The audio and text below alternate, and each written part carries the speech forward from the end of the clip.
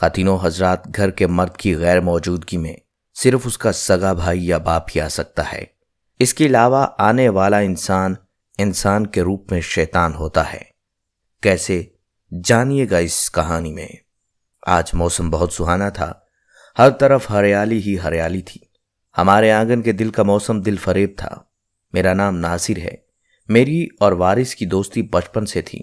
Primary سے higher education تک ساتھ پڑھے، مگر پھر وارث کچھ گھریلو مصروفیات کے باعث تعلیم جاری رکھ نہ سکا۔ اس نے اپنا کام کرنے کو ترجیح دی اور پھر ہم دونوں کے باہم مشورے سے وارث نے گھر پر ہوزری کی چھوٹی سی انڈسٹری لگا لی۔ وقت گزرتا گیا اور وارث کی محنت اور خدا کی برکت کے باعث ادھر ادھر سے آرڈر ملتے رہے اور کام بڑھتا گیا اور چھوٹی سی فرم بڑی فیکٹری میں تبدیل ہو گئی۔ اس دوران ناصر نے بھی کام مکمل کیا تو وارث نے اسے فیکٹری جوائن کرنے کا کہا اور بطور اکاؤنٹنٹ فیکٹری میں کام شروع کر دیا۔ وارث نے ناصر سے کہا، تم بطور اکاؤنٹنٹ اپنے کام انجام دو، مگر اس فیکٹری کو اپنا ہی سمجھنا۔ ہم دونوں دوست ہیں اور ہمیشہ بھائی ہی رہیں گے۔ یہ تمہارا اپنا سیٹ اپ ہے۔ اس طرح ناصر بھی اس فیکٹری میں کام سر انجام دینے لگا۔ ایک دن ناصر کی والدہ نے کہا، ناصر بیٹا، اب میں بوڑھی ہو گئی ہوں۔ تم چھوٹے سے تھے جب تمہارے والد ہمیں تنہا چھوڑ کر اس دنیا سے چلے گئے۔ جو بھی جمع پونجی تھی میں نے تیری بڑی بہن کی شادی کی اور تمہاری پڑھائی پر لگا دی۔ دن رات سلائی کر کے میں تمہیں یہاں تک لے کر آئی ہوں۔ اب میرا دل کرتا ہے کہ میں تمہارے ماتھے پر سہرا دیکھوں، گھر میں تمہاری بیوی بچوں کی رونق دیکھوں، تاکہ میں سکون سے مر جاؤں۔ اوہو امی جان، آپ ایسا کیوں کہتی ہیں؟ خدا آپ کو میری بھی عمر لگا دیں۔ آپ ہمیشہ ہمارے ساتھ مسکراتی رہیں، اور ہاں امی، آپ جہاں چاہیں میرا رشتہ کر دیں، میں حاضر ہوں۔ اماں یہ بات سن کر بہت خوش ہوئیں اور ناصر کے لیے رشتہ دیکھنے لگیں، اور پھر اگلے ماہ بہت اچھی جگہ رشتہ طے پا گیا۔ ناصر کی شادی میں وارث نے بھرپور شرکت کی اور خوب پیسہ بہایا۔ آخر دونوں بچپن کے دوست اور بھائی بنے ہوئے تھے۔ رخسانہ گھر آ گئی تو رونق ہو گئی۔ ناصر بہت خوش تھا۔ اماں بھی اب آرام سے بیٹھا کرتی اور اپنے بچوں کی خوشیوں میں خوش ہوتی۔ وارث نے اپنی گاڑی کی چابی ناصر کو دے دی کہ خوب سیر کرو، زندگی کو بھرپور طریقے سے انجوائے کرو۔ کام کرتے رہیں گے اور فیکٹری کا کام بھی میں سنبھال لوں گا۔ فی الحال تم آج کل اپنی زندگی کو انجوائے کرو۔ وارث نے اپنے گھر پر بھی ناصر کی دعوت کا اہتمام کیا تھا اور فیکٹری میں کام کرنے والے تمام ورکرز کو مٹھائی کھلائی تھی۔ نہ جانے کیوں اماں کو وارث کا گھر آنا پسند نہ تھا۔ وہ شروع دن سے ہی دوستوں کو گھر لانے پر راضی نہ ہوتی تھیں۔ ناصر کے ابا شروع دن سے کبھی بھی کسی کو گھر پر نہیں لائے تھے، مگر ناصر کا خیال تھا کہ وارث کے ہم پر بہت احسانات ہیں اور وہ میرے بچپن کا دوست ہے، اس لیے میں اسے گھر آنے سے منع نہیں کر سکتا۔ زندگی بہت خوبصورت انداز سے چل رہی تھی۔ شادی کے اگلے سال خدا نے ناصر کو تانیہ عطا کی۔ اماں کو تو جیسے کھلونا مل گیا تھا۔ وہ بہت خوش تھیں اور تانیہ بھی دادی کے ساتھ پہلے دن سے ہی مانوس ہو گئی تھی۔ وارث اب بھی گھر آتا، اسے بہانہ چاہیے تھا۔ اب تو تانیہ کا بہانہ تھا۔ وہ روزانہ اس کے لیے کچھ نہ کچھ لے کر آتا اور بہانے سے کافی دیر تک بیٹھا رہتا۔ اس دوران وہ رخسانہ کے ہاتھ کی چائے پینے کی فرمائش ضرور کرتا۔ ناصر تو فیکٹری ہوتا تھا اور وہ اکثر گھر کا چکر لگاتا رہتا۔ اماں چونکہ شروع دن سے ہی اس چیز سے تنگ تھیں اور پھر اب اس کا روز آنا اماں کے لیے وبال جان بن گیا تھا۔ وارث اکثر بیشتر کھانے کے ٹائم پر آ جاتا اور ناصر گھر نہ ہوتا تو وہ کھانا کھا کر ہی جاتا۔ رخسانہ اسے خوش دلی سے ویلکم کرتی کہ یہ ناصر کے بچپن کا دوست ہے۔ پھر وارث کی نوازشات بڑھنے لگی۔ اب وارث دوسرے شہروں میں سپلائی کے لیے جہاں دوسرے لوگوں کو بھیجا کرتا تھا، اب اس نے بڑی پلاننگ کے ساتھ ناصر کو یہ کہہ کر بھیجنا شروع کر دیا کہ مجھے کسی پر اعتبار نہیں، تم خود جاؤ اور سارا حساب کتاب چیک کر کے مال دے کر آیا کرو۔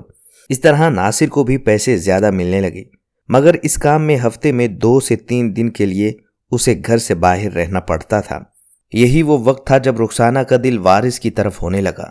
اب تو اکثر وارث اس کے لیے فروٹس، کاسمیٹکس کی چیزیں اور تانیہ کے لیے پیمپرز اور دودھ وغیرہ لے کر آنے لگا۔ اماں کو اس بات سے شدید رنج تھا۔ پھر ایک دن ناصر کو ماں نے کہہ دیا کہ مجھے تمہارا گھر سے باہر رہنا اور وارث کا گھر آنا پسند نہیں۔ اگر کوئی اور نوکری ملتی ہے تو یہ چھوڑ دو۔ دوسرے شہروں میں جانے کا کام مت کرو، اپنی بیوی اور بچی کا خیال رکھو۔ مگر ناصر کے تو وہم و گمان میں بھی ایسی بات نہ تھی۔ وہ اپنے دوست پر اندھا اعتماد کرتا تھا اور اس کے ساتھ ساتھ اسے اپنی بیوی پر بھی مکمل یقین تھا۔ دوسری طرف رخسانہ پور پور وارث کی محبت بلکہ وارث کی دولت پر لٹو ہو چکی تھی۔ اس کی سوچ کے بالکل مطابق وارث جیسا شوہر تھا جو ہمہ وقت بیوی کے ساتھ چپکا رہے اور گاڑی کی سیر ہوتی رہے۔ اب وہ ناصر کی آمد پر اتنا خوش نہ ہوتی بلکہ وارث کے آنے پر زیادہ خوشی کا اظہار کرتی۔ تانیہ اب 2 سال کی ہو چکی تھی اور زیادہ تر دادی کے ساتھ ہی رہتی تھی۔ پھر ایک روز حقیقت تھی یا بہانہ، رخسانہ نے خود کو بیمار کر لیا۔ اسی دن ناصر دوسرے شہر گیا ہوا تھا۔ رخسانہ رونے لگی اور سر باندھ کر کہنے لگی، میری طبیعت بہت خراب ہے۔ اسی لمحے وارث گھر میں داخل ہوا تو اس نے فوراً ڈاکٹر کے پاس جانے کا بولا تو رخسانہ نے ڈرامہ کرتے ہوئے کہا کہ ناصر گھر پر نہیں ہے، مجھے کون لے کر جائے گا؟ اور پھر یہی تو ان دونوں کی پلاننگ تھی۔ وارث اسے اپنے ساتھ ڈاکٹر کو دکھانے لے گیا۔ یہ ان دونوں کی باہر پہلی تفریح تھی۔ دونوں نے خوب انجوائے کیا، ہوٹل میں کھانا کھایا اور ایک دوسرے کے ساتھ عہد و پیمان کیے۔ اچھے ہوٹل میں کھانا کھانا رخسانہ کی ایک خواہش تھی جو پوری ہوئی۔ واپسی پر وہ میڈیکل سٹور سے پیناڈول کی گولیاں لیتی آئی تاکہ اماں کو مطمئن کر سکیں۔ پھر اکثر و بیشتر یہ معمول بن چکا تھا، کبھی بیماری کا بہانہ، کبھی تانیہ کے لیے کچھ لینے، کبھی اپنے میکے، کبھی کسی بیمار کا پتہ لینے۔ وارث ہر ٹائم حاضر تھا اور ناصر دوسرے شہر اپنی زندگی برباد کر رہا تھا۔ اماں بار بار کہہ کر اب چپ ہو گئی تھی۔ انہیں یقین ہو گیا تھا کہ ناصر نے سمجھنا نہیں اور رخسانہ اب بے قابو ہو چکی ہے۔ پھر ایک روز یوں ہوا کہ 3 دن کے لیے ناصر کو دوسرے شہر بھیج کر وارث نے اپنے پلان کے مطابق رخسانہ کو 3 دن کے لیے باہر ملنے کے لیے آمادہ کیا۔ پہلے دن اس نے اماں کو بولا، میری امی کی طبیعت بہت خراب ہے، آپ تانیہ کا خیال رکھیں، میں کوئی آٹو کروا کے ڈاکٹر کے پاس لے جاتی ہوں، 2-3 گھنٹے تک آ جاؤں گی۔ وہ باہر نکلی تو وارث باہر کھڑا تھا۔ وہ گاڑی میں بیٹھ گئی۔ اماں نے کھڑکی سے اسے وارث کے ساتھ جاتے دیکھ لیا تھا اور اگلے روز پھر ایسا ہی ہوا۔ تیسرے دن جب وہ دونوں اپنی عیاشی میں مگن تھے، ناصر گھر آ گیا۔ اس کی طبیعت تھوڑی خراب تھی تو وہ فیکٹری کے بجائے گھر آ گیا، اور جب اماں سے پتہ چلا کہ بیوی تو 3 دن سے اپنی اماں کا پتہ لینے جا رہی ہے تو اس کا ماتھا ٹھنکا اور وہ اپنے سسرال جا پہنچا۔ جب اسے پتہ چلا کہ ساس تو بالکل ٹھیک ہے اور پھر رخسانہ تو اس کے گھر 1 ماہ سے زائد عرصہ سے نہیں آئی، یوں ناصر کو اپنی اماں کی باتیں سچ محسوس ہونے لگیں۔